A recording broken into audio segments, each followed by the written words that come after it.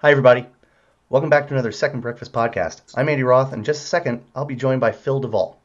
Today, on 10 Minute Tuesday, we're going to talk about those movies that we like enough to see more than once, not just more than once, in our lives, but more than once in the movie theaters. We're going to talk about what gets us into those movie theaters more than once. Why do we pay ticket price, even, student or matinee or discount or whatever? What makes us sit through them not only because we like them, but take time out of our day to go to the movie theater and see them there?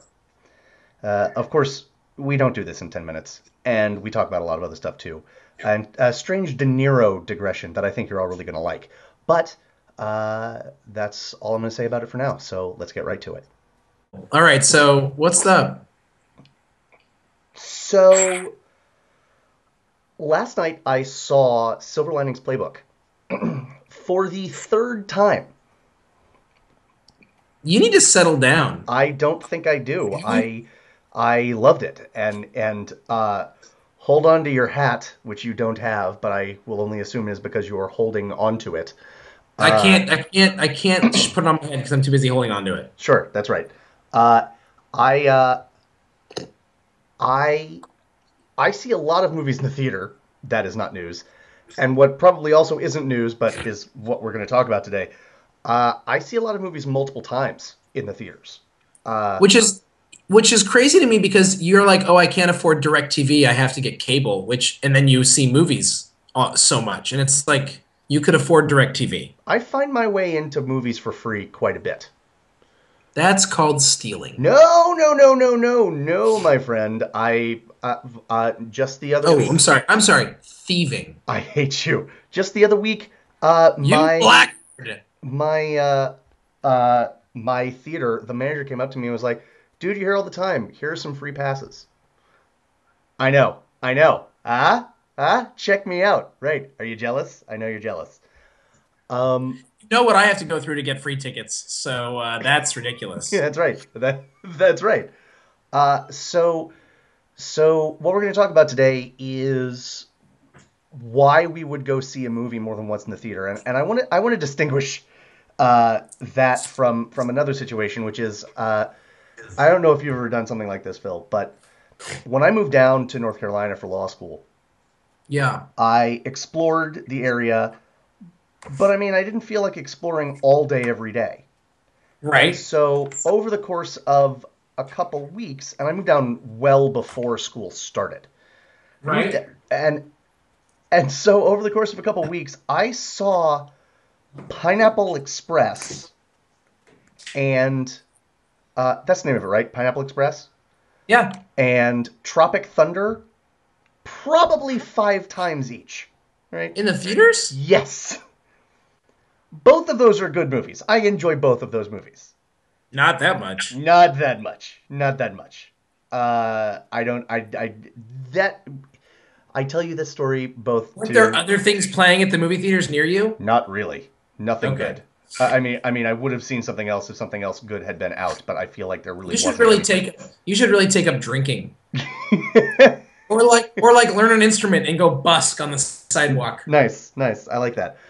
That is not what I'm talking about. What I want to talk about today. The I have nothing to do. I will see this movie again because oh my god, there is nothing else to do. Right. But I do want to talk about what it takes to sort of get you into the movie theater. Like I am going to choose to. This is sort of telling. Uh, I convinced my roommates to see Silver Linings Playbook. It was their first time. It was my third over a showing of The Hobbit. Well, it's a better movie. I mean, I agree with you. I agree with you. Yeah. But I also saw The Hobbit 4 times. So, and I'm probably done in the theater. But I'm done. I saw it three and I'm done. sure, that's fair. Yeah.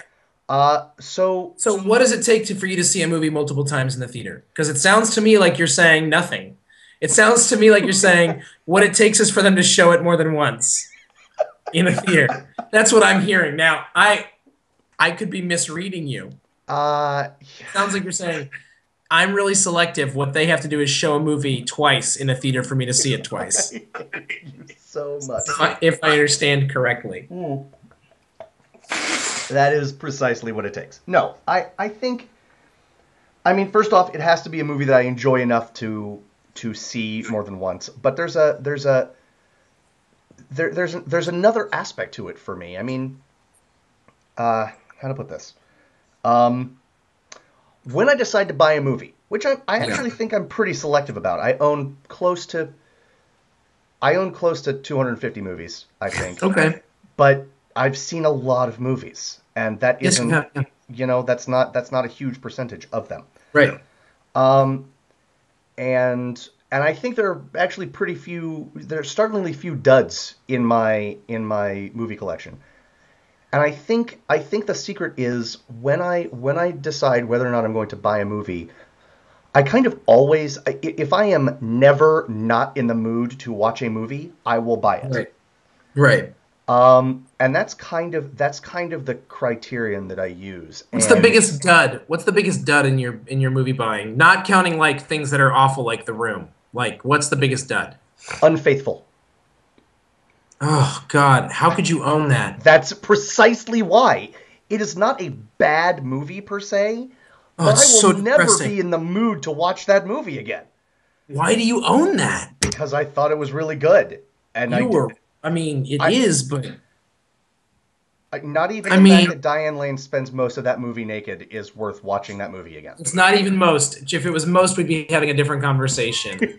But, oh my gosh, Yeah, just that's brutal. that is precisely it. It's why I don't own Schindler's List. It's why I don't own The Deer Hunter. Right? Those are movies that are Yeah. as good in quality as many, most, or all of the movies I do own. Yeah. But I Yeah. don't see them multiple times. I've seen both of them multiple times, but I wasn't old enough for The Deer Hunter, and I didn't see Schindler's List multiple times in the theater. Right. And so I think there's a similar thing that gets me into a theater multiple times. For example, the movie that I saw more than any other this past year, like the calendar year 2012, Yeah. The Avengers. Yeah.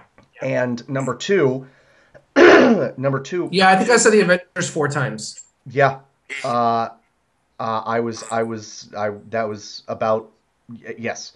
Also, and number two for me probably was Moonrise Kingdom. You know, like, Okay. and because those are movies that are compulsively watchable to me. Has to be And, what? Yes. Yes. yeah. So I feel like To me, they have to be very rewatchable, but they also have to be cinematic. And what I mean by that is not snooty pooty, but what I mean by that is like something about seeing them on the big screen.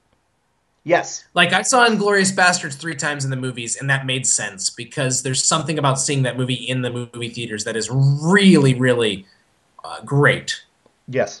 really deeply great. Yeah. And Avengers, and then like, I saw Hobbit 3 times, but partially it was just because I wanted to see it in the different formats. When I was younger, it was different. It was just because that movie was awesome. Right. Right. Yeah. Like the third time I saw Tombstone or the third time I saw The Crow. I loved The Crow when that came out. Oh man, so dark and depressing. Nice. And I was 14 or 15, which I was just like, bring on the dark and depressing. I didn't see it in the theaters. I wish man. I had. I wish I had. I no concept of if it's actually a good movie. It's not I a don't great know. movie, but it is a good movie. I did enjoy it. And I can't gauge it because it's too attached to a specific time of my life that I could actually not understand objectively if that's a good movie or not. Fair. No, that's totally fair. I think that's really important what you just said, and I agree with you that it sort of changed, like, oh, that movie rocked, to like, Yeah. oh, it's important that I see this not only multiple times, but multiple times in the theater. Like some movies I enjoyed from the last year that I only saw once in the theater, Beasts of the Southern Wild, Sleepwalk Yeah. with Me, like Right. Celeste and Jesse Forever. Those and they certainly, I'm certainly not sad I saw them on the big screen, but there are, like, while they will lose something going to my television, They will not lose as much as even an inferior movie might if it's the Yeah. right type of movie. Yeah. For example, The Dark Knight Rises, I don't think was as good as any of the movies I just mentioned. And I don't own it yet on Blu-ray, but I will. Yeah. But, yeah, me too. But that will be a fundamentally different experience. And that is not the case for Sleepwalk with Me. That is not the case for Celeste Jesse. Right. But then see Silver Linings Playbook 3 times in the movie theaters. Well, it's funny. It's the same thing, almost the same thing that brought me back to the theater for Moonrise Kingdom, which, while a very cinematic movie, it's not cinematic for its scope, right? Okay. The composition of each frame is beautiful, that's just because the composite. That's because each frame has Jennifer Lawrence in it. So I was referring to Moonrise Kingdom, but I will.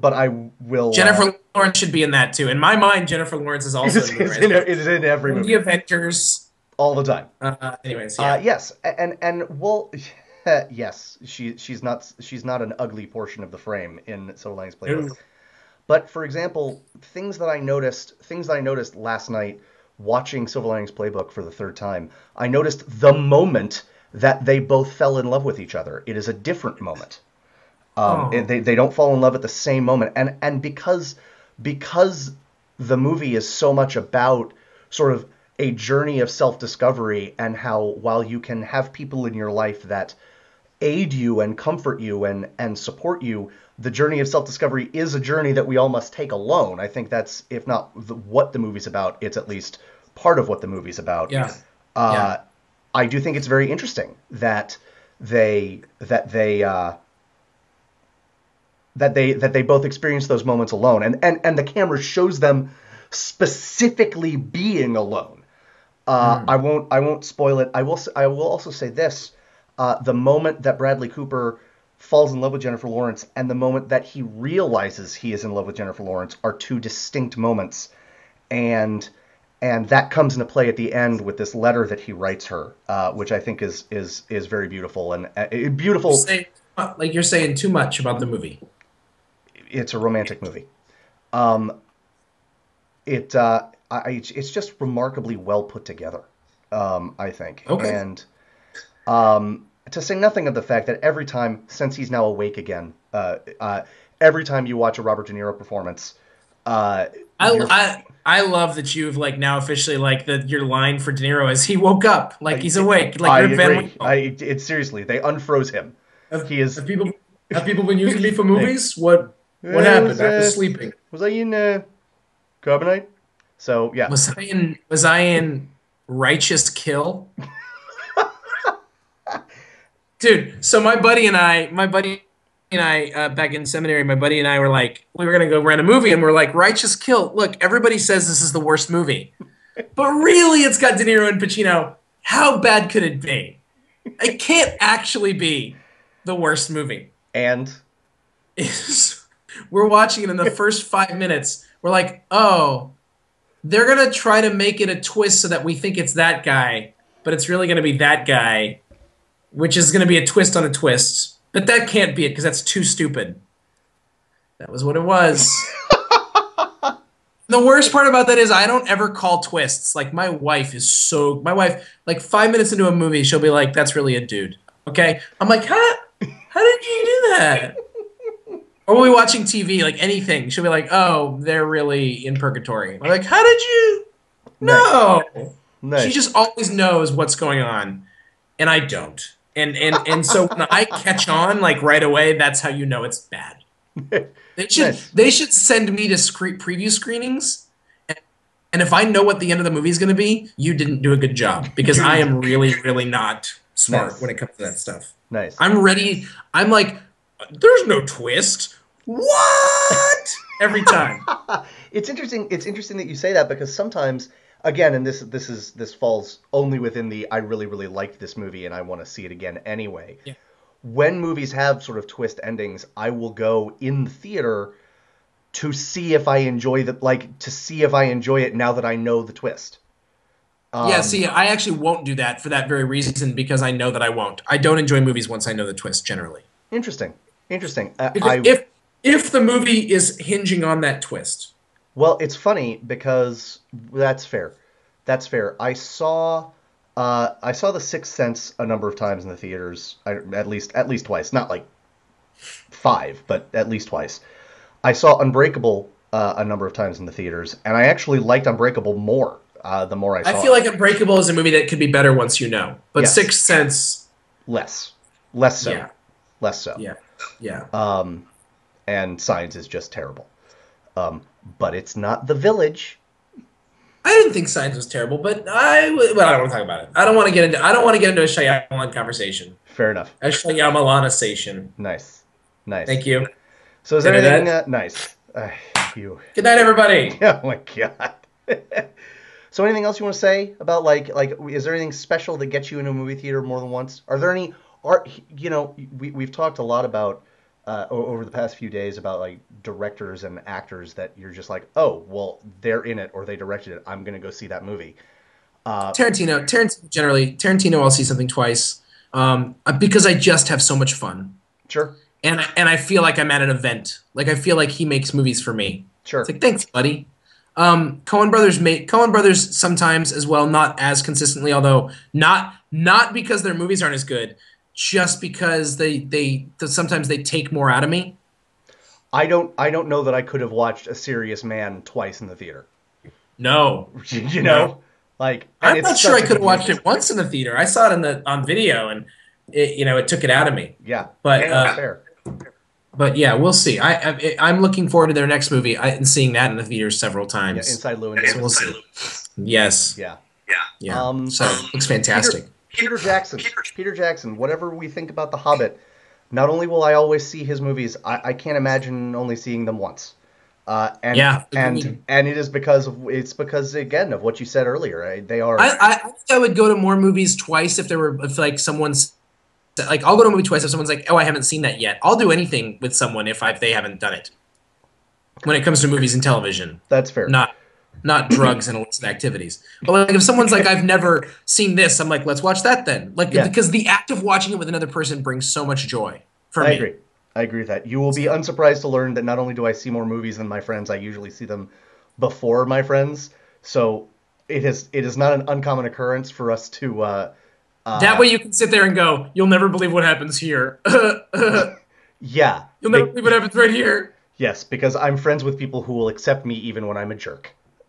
The only kind of people that I can be friends with at this point. That's fair. That's a fair point. But it is not uncommon for the discussion to be like, which of the movies Andy has already seen would we like to go see?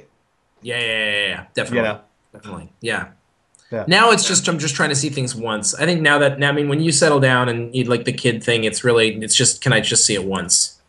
Some people this is me sowing my oats. You're sowing your oats. Some people are at topless joints. You're at the movies. Well done, you. I choose your way. Your way used to be my way. My ways and your ways are not so far apart, my friend. Well, I don't know that you would have seen Tropic Thunder and Pineapple Express 10 times in less than 2 weeks. I would have driven to the next town over and found another movie theater, but that's just me. That's how I'll do it. I'll drive miles and miles and miles. Nice. Like, and when I'm like visiting somewhere, I'll be in like someplace no one's ever been. Like I've never been. Like when I went to France, I've been to France twice. I've been to the movies in France twice. Awesome. I love it. I love that. Both American movies, by the way. Because why not? What, are you going to watch a French film? Come on. Come on. What are we doing here? What are we doing here? Who am I, Truffaut? All right. All right. I think we're just done. I think we're done. I think we're done. I think we're done with the Shyamalanization. Indeed. So, twist ending. I am actually Phil, and he is actually Andy. What? Nice. If only we actually had masks. So this. That reminds me. I'd like to do a whole 2 or 3 part podcast just on Face Off, the John Travolta, Nick Cage, John Woo, brilliant epic of all time. I love that movie. I really like. What's his name? Alessandro Nivola in that movie.